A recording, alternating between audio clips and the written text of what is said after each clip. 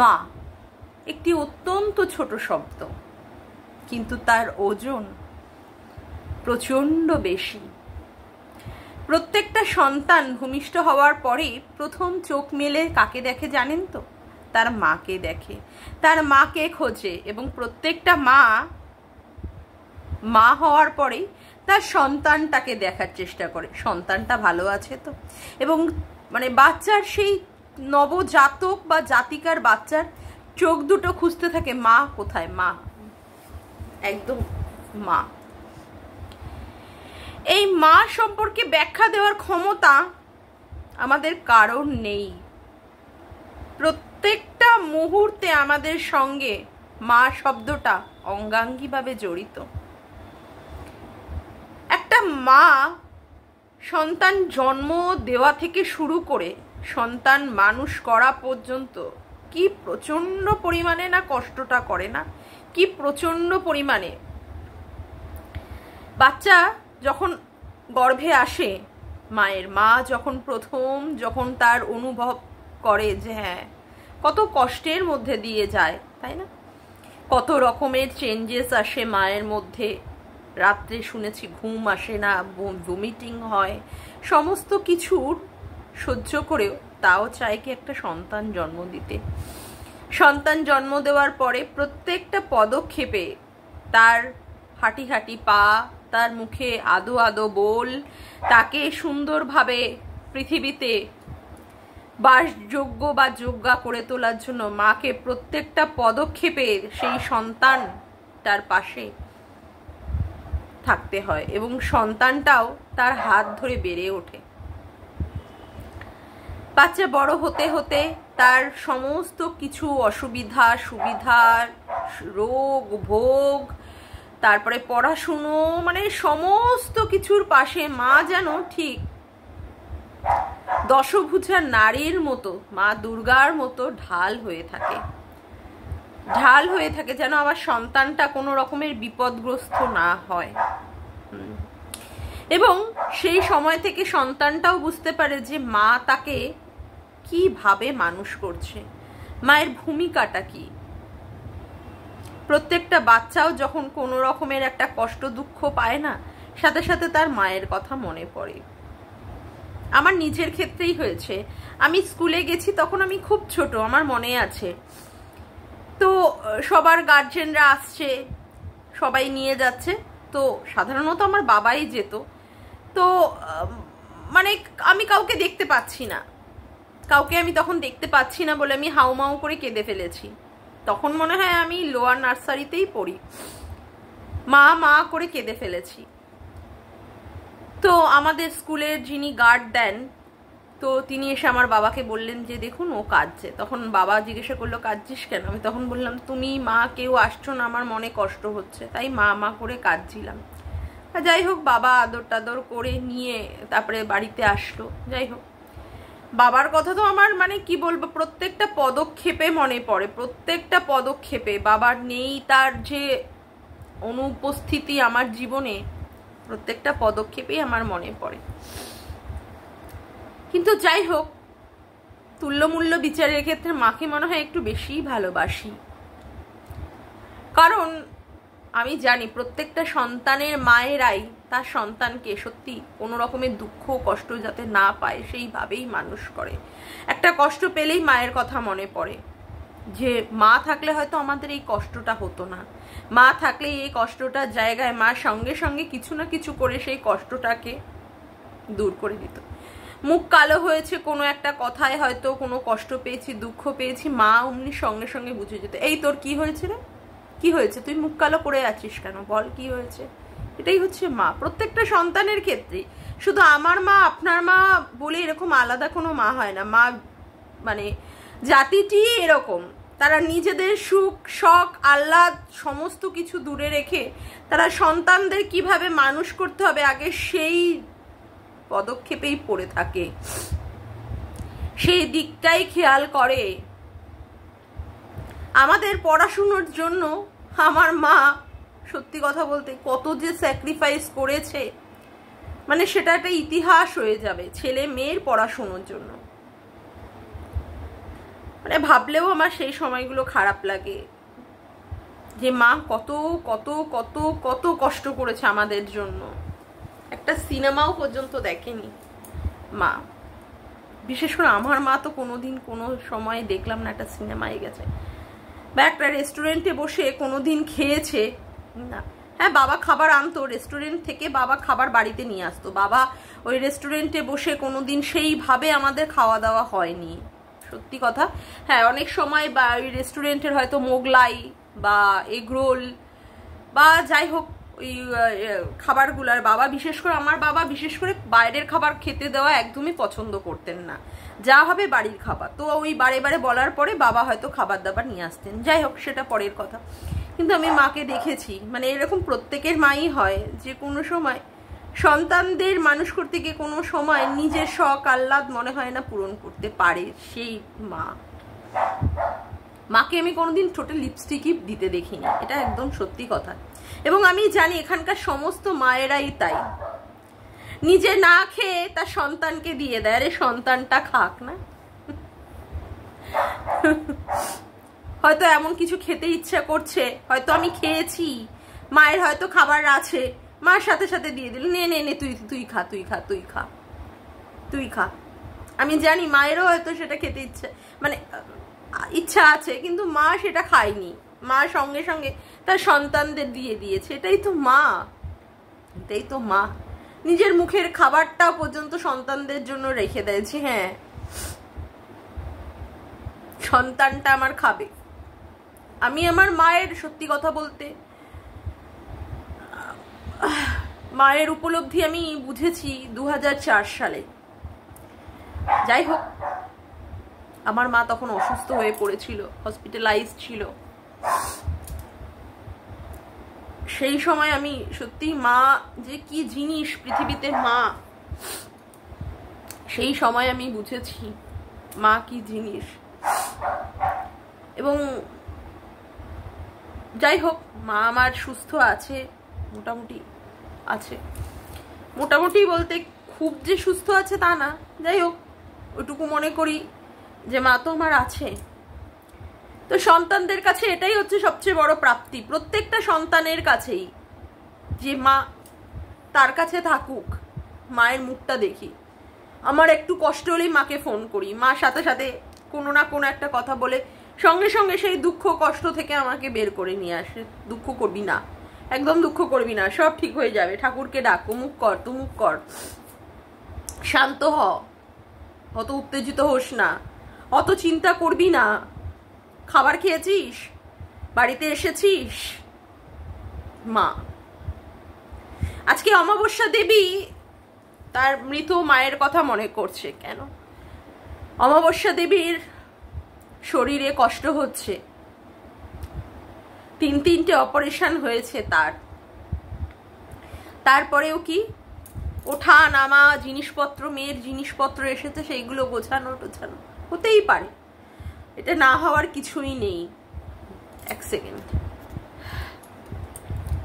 তার কষ্ট হচ্ছে, এবং কষ্ট হওয়ার সময় তার কি মনে পড়ছে, কি মনে হচ্ছে যে আজকে যদি তার মাটা বেঁচে থাকতো, হয়তো এই কষ্ট যেটা তার হচ্ছে, হয়তো বা একটু হাত বুলিয়ে দিত, হয়তো বা দুটো কথা বলতো, যে কথায় তার কষ্টটা সত্যিই দূরে চলে যেত, সত্যিই দূরে চলে যেত।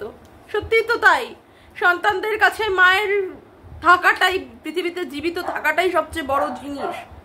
মা আছে পৃথিবীতে মানে সব কিছু আছে। হাজার দুঃখ কষ্ট হলেও মা সাথে থাকলে সত্যি দুঃখ কষ্টগুলো দূর হয়ে যায়। এই আমার মা যখন বলে, আরে একদিন না একদিন তো পৃথিবী ছেড়ে সবাইকেই যেতে হবে, আর কতদিন বা আছি, এই কথাটা বললেই না বুকের মধ্যে একটা মোচড় দিয়ে ওঠে। মাকে সাথে সাথে বলি, মা প্লিজ এসব কথা বলো না, এই কথাটা প্লিজ বলো না। এই কথাটা শুনলেই আমার মানে সারা দুনিয়া পুরো আলাদা হয়ে যায়, পুরো অন্ধকার হয়ে যায়। এবং জানি প্রত্যেকটা সন্তানের কাছেই তাই হয়। মা বা বাবাও সত্যি সেই রকম। বাবা মার সাবস্টিটিউট কেউ হতে পারে না, বাবা মায়ের সাবস্টিটিউট কোনোদিনই কিছু হতে পারে না। বাবা মা বেঁচে আছে, সুস্থ আছে, দেখেও শান্তি লাগে। দেখেও শান্তি লাগে যে সত্যি তো মা বা বাবা বেঁচে আছে। সেক্ষেত্রে সন্তানদের কাছে মায়ের দুটো কথা বলা, মায়ের মাথায় হাত বুলিয়ে দেওয়া বা মায়ের চুমু খাওয়া, এগুলো সত্যি পরম প্রাপ্তি, পরম প্রাপ্তি। এটা সত্যি কথাই। আমার মা যখন আমার মাথায় হাত বুলিয়ে দেয়, আমার যেন কি শান্তি লাগে, মা আমার মাথায় হাত বুলিয়ে দিয়েছে। আর কিচ্ছু চাই না, মাকে আমার কিচ্ছু দিতে হবে না। মা বলে যে এটা খা, ওটা খা, সেটা খা, কিছু লাগবে না, কিন্তু মায়ের ওই ভালোবাসাটা, মায়ের মাথায় হাত বুলিয়ে দেওয়াটাই সত্যি শান্তি। এবং প্রত্যেকটা সন্তানের কাছেই তাই, প্রত্যেকটা সন্তানের কাছেই তাই। আজকে অমাবস্যা দেবী সেই ফিলটা করছে যে তার মা থাকলেও সেটা তাকে করতো। এবার আজকে একটা কথা বলি, আজকে যেটা অমাবস্যা দেবী ফিল করছে, ওদিকে ওই বাতখুল্লার ওই বাচ্চাটা, বাতখুল্লার বাচ্চাটাই ফিল করছে না? বাতখুল্লার এই বাচ্চাটাকে ফিল করছে না? আজকে যেমন করে এই অমাবস্যা ফিল করছে যে মা থাকলে তার সমস্ত দুঃখ কষ্টগুলো এক নিমিষেই লাঘব করে দিত। মা কি ট্রিটমেন্ট করতো না, কিন্তু মা দুটো কথা বললে বা গায়ে হাত বুলিয়ে দিলে কত আনন্দই বা হতো না। আর ওইদিকে ওই বাতখুল্লার ওই বাচ্চাটা, কি দোষ ছিল ওই বাচ্চাটার? কি অন্যায় করেছিল? কি অন্যায় করেছিল? 2-2.5 বছরে তার মা তাকে ফেলে দিয়ে চলে এসেছে, মা তাকে ফেলে দিয়ে চলে এসেছে। যে সময় মায়ের হাত ধরে বেড়ে ওঠার কথা বাচ্চাটার, যেই সময় মাকে দেখে সমস্ত কিছু শেখার দরকার ছিল, যে সময় মা তাকে হাত ধরে ধরে ABCD, অ আ ক খ, 1 2 1 2 এইগুলো লেখাবে, সেই সময় তার মা নেই। বাচ্চাটার কি অন্যায় ছিল গো? বাচ্চাটার কি অন্যায় ছিল? সে পৃথিবীতে ভূমিষ্ঠ হয়ে কি অপরাধটা করেছিল যে তার মা নেই?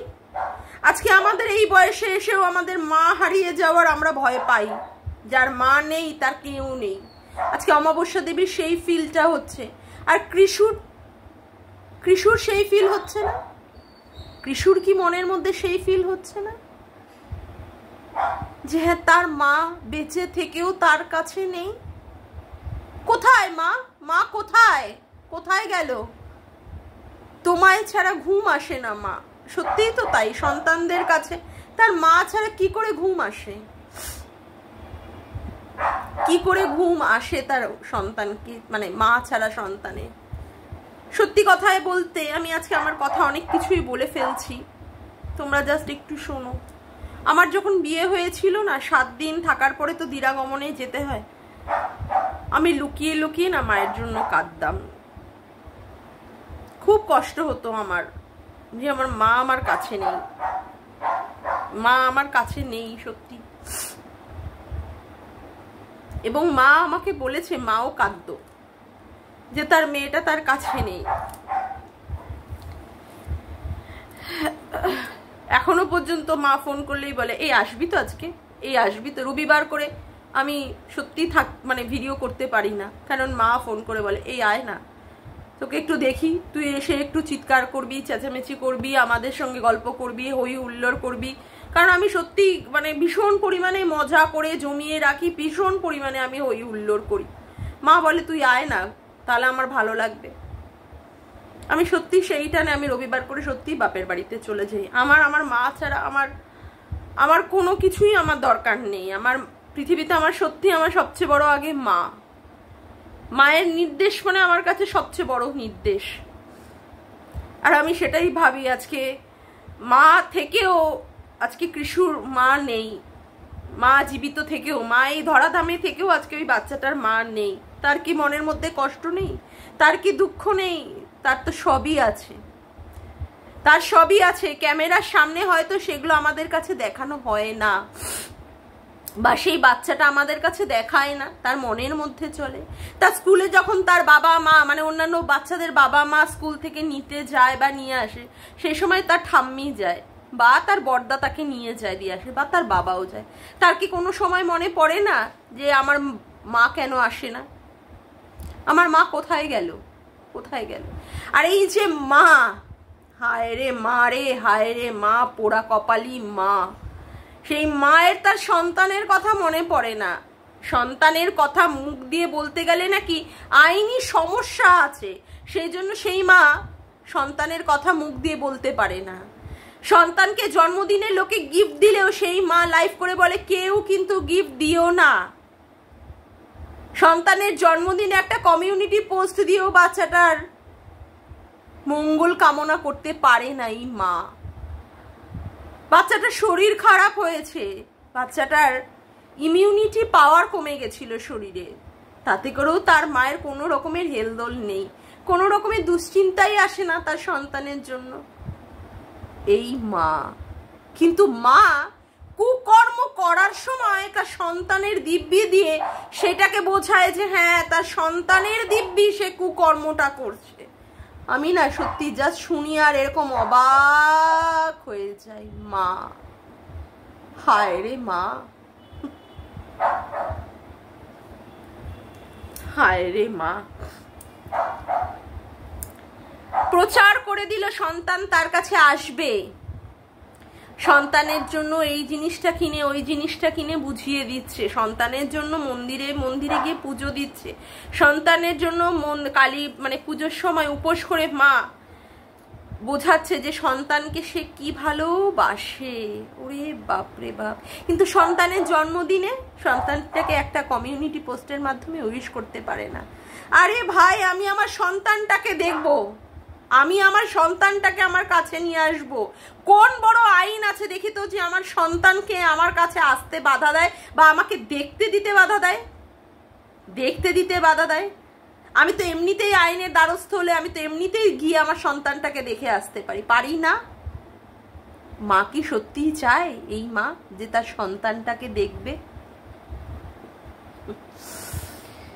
ও মা গো, প্রত্যেকটা পদক্ষেপেই যখনই কোনো অসুবিধা হয় আমরা মা মা করে উঠি না? আমি সত্যি ভাবি যে কৃষাণুর কি হতভাগ্য কপাল, মা মা শব্দটাই সে ডাকতে পারে না, মা শব্দটাই ডাকতে পারে না। কি অভাগার পোড়া কপাল তার। আজকে একটা দেখছিলাম, আজকে না এর আগেও একটা ন্যায়বার্তা চ্যানেলে আমি দেখেছিলাম, ভদ্রলোকের দুটো ছেলে মেয়ে, মেয়েটি মনে হয় থ্যালাসেমিয়ায় আক্রান্ত, ছেলেটি মোটামুটি সুস্থ আছে, মেয়েটির বয়স 8 বছর আর ছেলেটির বয়স 5 বছর। আজকে মনে হয় অতীন্দ্র গিয়েছিল ভদ্রলোকের কাছে, বাচ্চা দুটোকে ফেলে তার মা পাশের একটি ছেলেকে বিয়ে করেছে। মেয়েটি বলছে আমাদের মায়ের কোনো দরকার নেই। সত্যিই তো তাই। এই ধরনের অসভ্য দুশ্চরিত্রা মায়ের কোনো দরকার আছে? একটা অসুস্থ বাচ্চাকে ফেলে মা চলে গেছে অন্য পরপুরুষের সঙ্গে নিজে সুন্দর করে জীবনযাপন করবে বলে।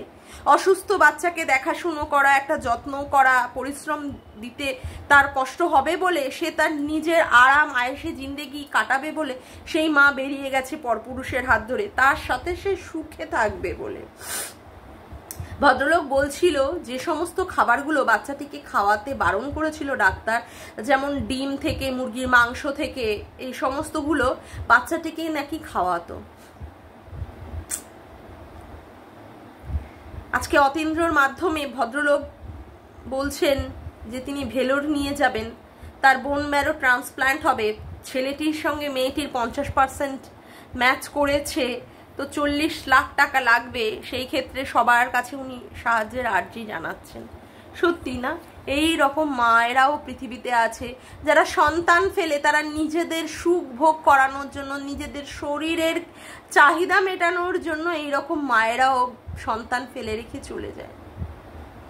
আর কত কত আমি মায়েদের দেখি, কত কত মায়েদের, গরিব ঘরের মায়েরা, কত কত মায়েরা, হায় রে বাপটা এইদিকে মদ খেয়ে জুয়া খেলে টাকা উড়িয়ে দিচ্ছে, আর মায়েরা কি করছে, কত পরিশ্রম করে, হাজার হাজার পরিশ্রম করে শুধু সন্তানদের মুখে অন্ন জোগাড় করার জন্য সারা দিন পরিশ্রম করে যাচ্ছে, উদয় অস্ত খাটছে, উদয় অস্ত খাটছে। আর এই সমস্ত মায়েরা যারা সন্তান সত্যি ইজিলি পেয়ে যায়, তারা সন্তানের মর্ম দিতেই বোঝে না যে হ্যাঁ সত্যি সন্তান আমার, সেক্ষেত্রে আমার কত দায়িত্ব, আমার সন্তানটা আমাকে ছাড়া বাঁচবেই বা কি করে, ভালো থাকবেই বা কি করে, কোনো রকমের চিন্তা ভাবনাই নেই। উফ ভগবান, খারাপ লাগে জানো তো, ভীষণ পরিমাণে খারাপ লাগে এই সমস্ত সন্তানদের দেখলে বা এই সমস্ত সন্তানদের কথা ভাবলে। আমি মনে হয় ইন্ট্রোই দিতে ভুলে গেছি। হ্যালো বন্ধুরা, কেমন আছো তোমরা সবাই? আশা করি তোমরা সবাই ভালো আছো, আমিও ভালো আছি। মামুনের মনের কথাতে তোমাদের সকলকে সুস্বাগতম। আজকে আমাদের এখানে একটু বৃষ্টি হচ্ছে, হ্যাঁ অল্প অল্প বৃষ্টি হচ্ছে। যাই হোক, দৌড়াতে দৌড়াতে আসলাম, এসে ভাবলাম না এই একটা ভিডিও আমি করব। আর এই মা সন্তানের নাম মুখে আনতে পারে না, কিন্তু সন্তানের দিব্যি দিয়ে কুকর্ম কথার কথা খুব সুন্দরভাবে বলতে পারে। আবার শুনলাম 3-3টে সন্তান নাকি পেটের মধ্যে সে নষ্ট করে দিয়েছে। ভগবান, যারা চায় তারা পায় না, যারা পায় তারা চায় না। বিধাতার কি খেলা না, আমি সত্যি সেটাই ভাবি। বিধাতার কি ইচ্ছে, কত কত মায়েরা সন্তান চাইছে, তারা সন্তান পাচ্ছে না। আর সন্তান পেয়েও সন্তানকে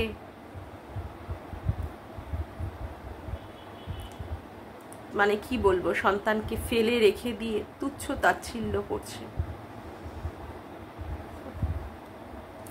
আরে আমাকে আমাকে কেউ কিছু শেখালেও বা আমি শিখবো কেন? আজকে বলা হচ্ছে বকদাদা এই শিখিয়েছে, ও এই শিখিয়েছে, কিন্তু মা যদি তার ভেতর থেকে সেই ফিলিংসটা থেকে থাকে সন্তানকে নিতে হবে, সন্তান আমার কাছে থাকবে, সেক্ষেত্রে আমাকে কে কি বুদ্ধি দিল, কে কি যুক্তি দিল, কে কি পরামর্শ দিল, আমার তো সেই সমস্ত দিকে দেখার দরকার নেই, আমার তো সেই ব্যাপারগুলো আমি শুনবো কেন? কিন্তু এই মা তো নিজেই চায় না সন্তান নিতে, সন্তান নিতে এই মা তো নিজেই চায় না। যেদিন সন্তান মানে যেদিন সে নিজে বেরিয়ে আসলো, যে বাড়িটা তার জন্য সেফটি নয়, তাহলে তার সন্তানের জন্য সেই বাড়িটা কি করে সেফটি হলো? সেই দিনই তো সে সাথে করে নিয়ে বেরিয়ে আসতে পারতো সন্তানকে, যদি তার সন্তানের জন্য সেই রকম দুঃখ কষ্ট থেকে থাকতো। তার প্রয়োজনীয় জিনিসপত্রগুলো নিয়ে আসতে গেছে, খাট থেকে অমুক থেকে তমুক থেকে, এবং ক্যাথা পর্যন্ত। তার জন্য তাকে বলা হয় ক্যাথা কুড়ানি, 7-7টা ক্যাথাও সে সুন্দরভাবে গুনে গুনে নিয়ে এসেছে। তার বাচ্চাটার কথা মনে হয়নি যে তার বাচ্চাটা তার কাছে প্রয়োজনীয় জিনিস? মনে হয়নি না? তার জন্য বাচ্চাটাকেও সে নিয়ে আসেনি, বাচ্চাটাকে দেখতেই চায়নি। পুলিশে তখন বলেছিল তার বাচ্চার কথা, সে বাচ্চাটার নামই করেনি।